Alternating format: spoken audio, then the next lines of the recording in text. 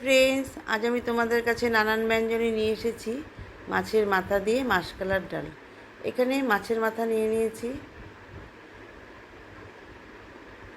ধুয়ে নিয়েছি ভালো করে, আর এখানে মাসকলাইর ডাল নিয়েছি। এখন এই মাছের মাথাগুলোর মধ্যে আমি লবণ আর হলুদ মিশিয়ে নিচ্ছি।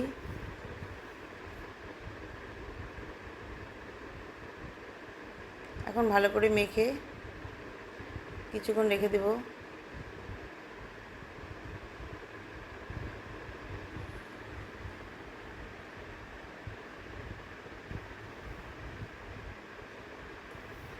আর এখানে ডালগুলোকে ভেজে নেব। ডালগুলোকে হালকা হালকা করে ভেজে নিচ্ছি।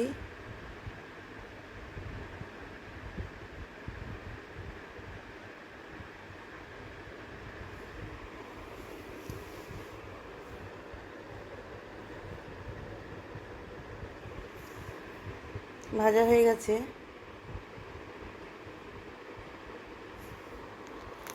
এখন এর মধ্যে আমি জল ঢেলে দিচ্ছি একটু নরম হওয়ার জন্য।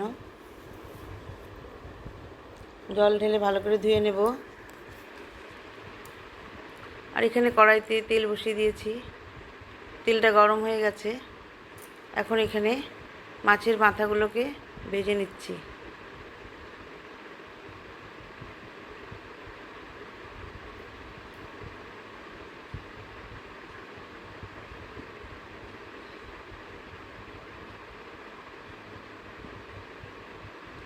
মাছের মাথাগুলোকে ভালো করে ভেজে নেব, সেই জন্য একটু উল্টিয়ে পাল্টিয়ে দিচ্ছি।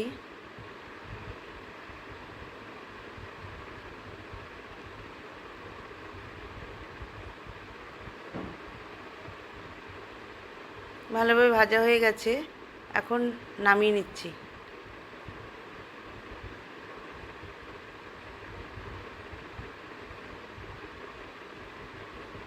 এখানে প্রেসার কুকারের মধ্যে ডাল বসিয়ে দিয়েছি, তার মধ্যে লবণ আর 3টে কাঁচা লঙ্কা দিয়ে একটু সিটি দিয়ে নেব।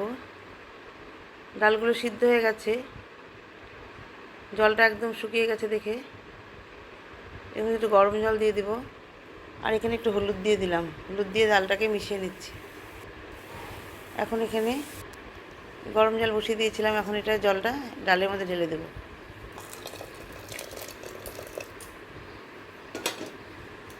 জলটা ডালের মধ্যে ঢেলে দিলাম। এখন এই মাছ ভাজা তেলের মধ্যেই 2টো শুকনো লঙ্কা আর তেজপাতা ফোড়ন দিয়ে নিলাম। ফোড়ন দিয়ে এর মধ্যে আদা পেস্ট দিয়ে দিলাম। আদাটাকে ভালো করে ভেজে নেব।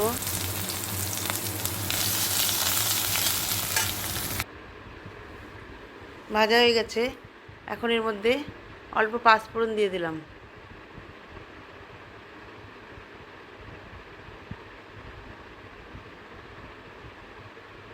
পাঁচফোড়নটা দিয়ে এখন এর মধ্যে পেঁয়াজ কুচানো দিয়ে দিলাম।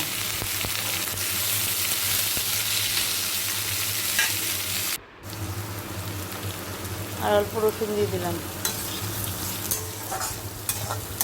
রসুন দিয়ে ভালো করে ভেজে নিচ্ছি।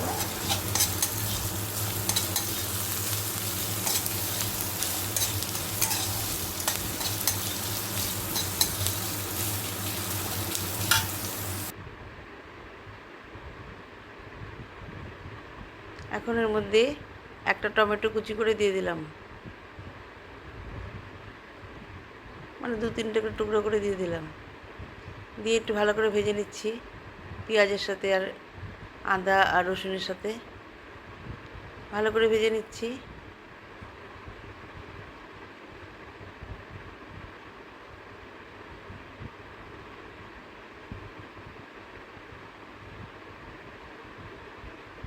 ভাজা ভাজা হয়ে গেছে, এখন এর মধ্যে দারচিনি আর 3টে এলাচ দিয়ে দিলাম।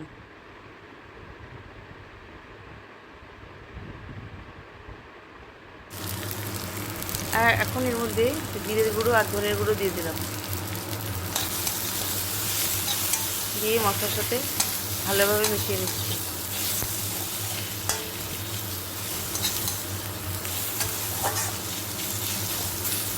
মেশানো হয়ে গেছে, এখন এর মধ্যে সিদ্ধ করা ডালটা ঢেলে দিলাম।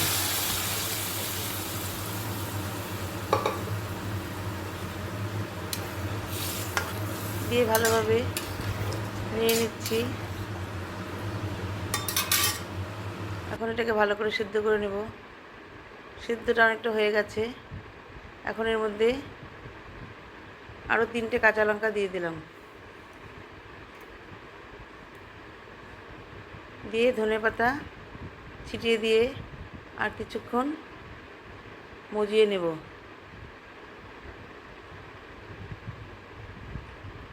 ডালটাকে আর বেশি পাতলা করবো না, এরকম ঘনই থাকবে। মাছের মাথা দিয়ে পাতলা ডাল ভালো লাগে না। এখন এর মধ্যে একটু ঘি দিয়ে দিচ্ছি।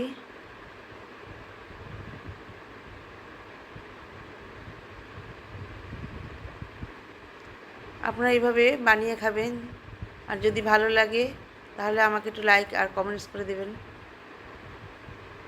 আর সাবস্ক্রাইবও করে দেবেন।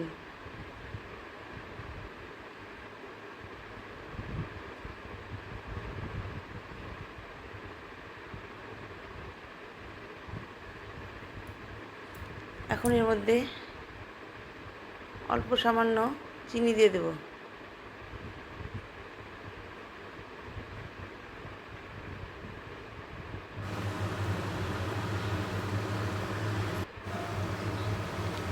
আর অল্প সামান্য ধনেপাতা ছিটিয়ে দিলাম। এইভাবে আমার ডাল রান্নাটা হয়ে গেল। প্লিজ আপনারা আমার পাশে থাকবেন আর আমাকে একটু সাবস্ক্রাইব করে দেবেন।